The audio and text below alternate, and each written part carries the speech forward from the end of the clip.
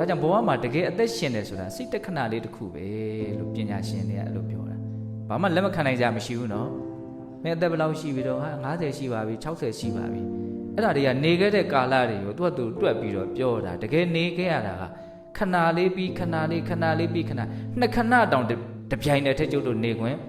မရှိဘူးအဲ့ဒီခဏလေးနေလဲရတာကို3ညင်3မ3ညင်ကုန်ရောနောက်ထပ်ဒါမဲ့ तू ကတော့ပေးနေတယ်ရောနောက်ထပ်ဒီတစ်ခဏမင်းမေ့လို့မသုံးဘူးဆိုရင်နောက်တစ်ခဏငါထပ်ပေးမယ်အဲ့ဒီဟာလဲကိုကမသုံးလိုက်ဘူးဟာကုန်သွားပြန်ပြီ तू ကတော့ကို3မ3ဒေရောတော်ပါပေးနေတယ်ကျုပ်တို့ကလည်းဒါကြောင့်အလကားရတယ်ထင်နေတာဘဝပေါ့